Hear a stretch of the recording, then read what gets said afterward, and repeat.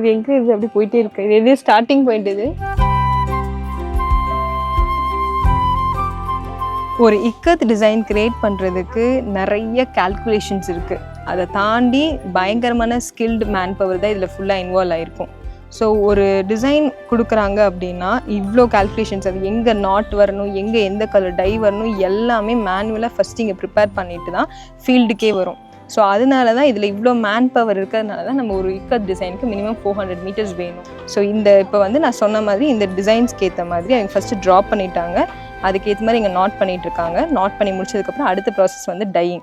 So அதான் இப்போ நான் உங்களுக்கு காட்ட போகிறேன். ஸோ இப்போ வந்து ரப்பர் கட்டினாங்கல்ல, ஸோ நான் முன்னாடியே இந்த பேப்பரில் காமிச்ச மாதிரி எந்த இடத்துல என்ன கலர் டை பண்ணுங்கிறது இங்கே தான் நமக்கு இருக்கும். இப்போது டிசைனுக்கு ஏற்ற மாதிரி 1 விட்டு 2 இல்லை 2 விட்டு 1ங்கிறதுக்கு ஏற்ற மாதிரி அவங்க டை பண்ணுவாங்க.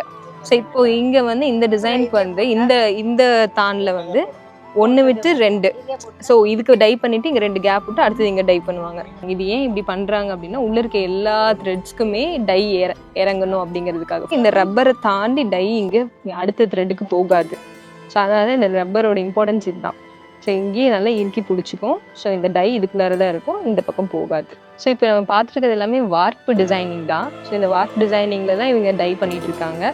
இந்த டை வந்து ஒவ்வொரு பேட்டர்னுக்கு ஏற்ற மாதிரி இந்த டையும் மாறிட்டே இருக்கும். இந்த ரப்பருக்கு இது மாறிட்டே இருக்கும், இந்த டிசைன்ஸ் மாறிட்டே இருக்குமோ அதுக்கேற்ற மாதிரி இந்த டையிங் பேட்டர்னும் மாறிக்கிட்டே இருக்கும். ஸோ இதுக்கு அடுத்தது என்னென்னா வாஷிங், ட்ரையிங், அதுக்கப்புறம் வீவிங். அது அடுத்த வீடியோ இருக்காங்க.